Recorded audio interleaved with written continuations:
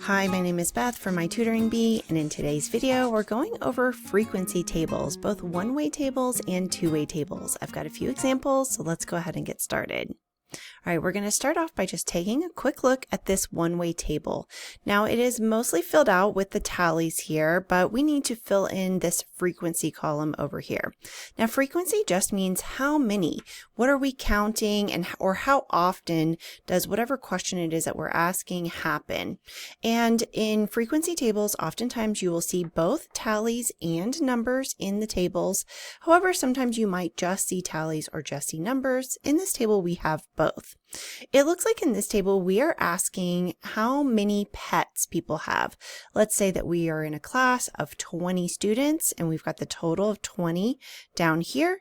So we are in this class of 20 students and we have gone through everybody and asked everyone how many pets they have. And as they've answered, we've made these tallies. So that's what the tally column is really helpful for, is as you're counting, it's an easy way to count up and keep track of the number of responses that you get for each type of response. So then it looks like we had 3 people who said that they had 0 pets. So we're just going to go ahead and record that with a 3 here in the frequency column. And then for 1 pet, it looks like we have 8 people that said that they had 1 pet. Here for 2 pets, we had 7 people say that they had 2 pets. For 3 pets, it looks like nobody had 3 pets, so that's 0. And then for 4 pets, we had 2 people that had 4 pets. And then if we add those all up together, 3 plus 8 plus 7 plus 0 plus 2, that gives us our total of 20. So we know we haven't missed anyone. So that's a quick look at a one-way table. Let's look at another one-way table. And this one has the question, how many people like strawberry ice cream? So it looks like we're looking at favorite flavors of ice cream. We've got chocolate, vanilla, strawberry, and mint chip. And some of the tallies have been recorded, but we're missing the amount for strawberry here. And we do have the total number of people that were asked, which is 25. So let's go ahead and fill out what we can for the frequency column and then work our way backwards to see how many people liked strawberry ice cream. So it looks like for chocolate, we have 7 people that liked chocolate ice cream. For vanilla, we have 9 people. We don't know the strawberry, but for mint chip, we have 3. Okay, so how many do we have so far? Well, 7 plus 3 is 10, plus 9 more is 19, and we need to get to a total of 25. So from 19 to 25, that's 6 more people. So the amount of people who like strawberry ice cream must be 6. So we're going to go ahead and record the tally marks there and the number for the frequency column. Okay, and finally, we're going to look at a two-way table. Now, a two-way table simply means that we have 2 different types of data that is displayed in 2 different ways.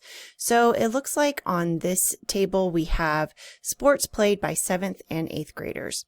So across the top here, we have the sports, soccer and basketball. And then down the side, we have the grades, 7th grade and 8th grade. So these are the 2 different ways that the data is displayed. So we are either going to have a certain number of 7th graders who play soccer, a certain number of 7th graders who play basketball, certain number of 8th graders who play soccer, and a certain number of 8th graders who play basketball. Now we are missing some of the data in this table. So notice that in addition to the number of soccer and basketball players and the number of 7th graders and 8th graders, we also have this column for the total and this row for the total.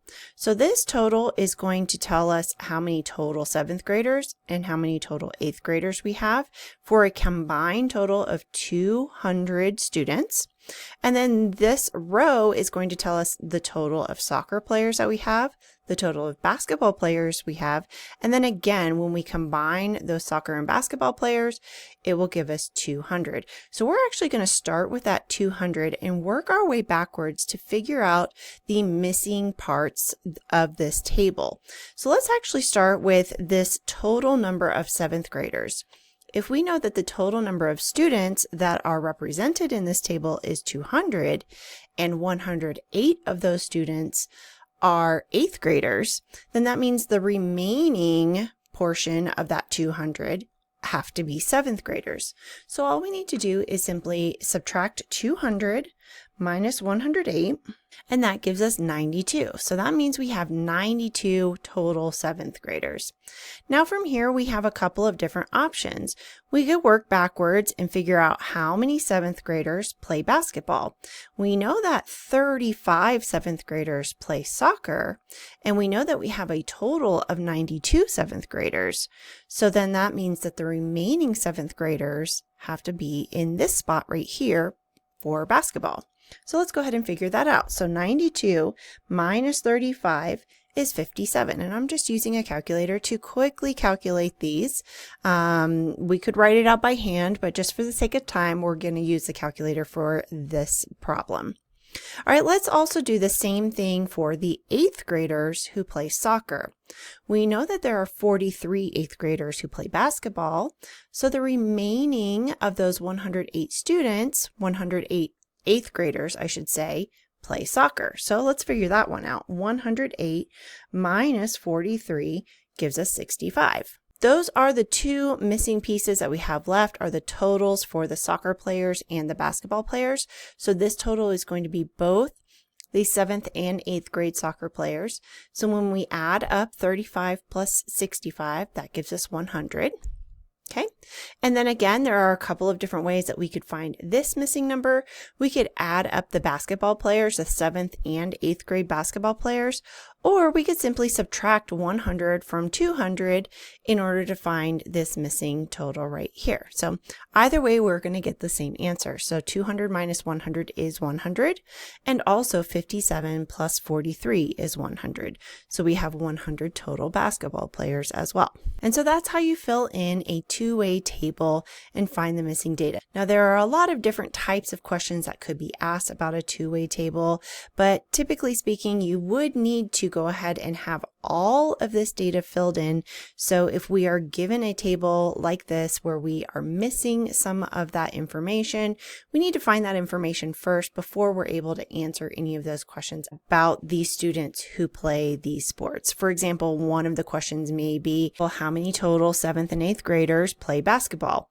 Well, we wouldn't have known that until we figured out that that 100 was missing there. So we had to figure out that there was a 100 total basketball players between the 7th and 8th graders.